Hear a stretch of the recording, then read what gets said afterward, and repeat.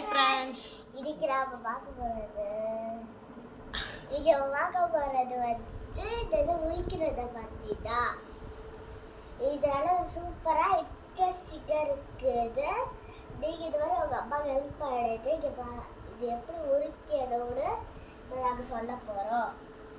First இந்த மாதிரி பூ எடுத்துக்கிட்டு இதுல முன்னாடி இருக்கிறத நீங்க முதல்ல உரிக்கணும். இதை உரிச்சிங்கன்னா இந்த இடத்துல தேன்ல வரும். நல்லா குண்டா இருக்கிறதுல வந்து தேன் இருக்கும். அது நீங்க இப்படி எடுத்து சாப்பிட்டு பார்த்தீங்கன்னா ஸ்வீட்டா இருக்கும். உரிச்சுட்டு வரும்போது தேன் வச்சுனா அதை அப்படியே சாப்பிட்டுறோம். அதுக்கடுத்து ஓடோட நம்ம மெதுவாக உரிச்சுக்கிட்டே இருந்தோட அது பாட்டுக்கு அப்படியே உரிஞ்சுட்டே இருக்கும்.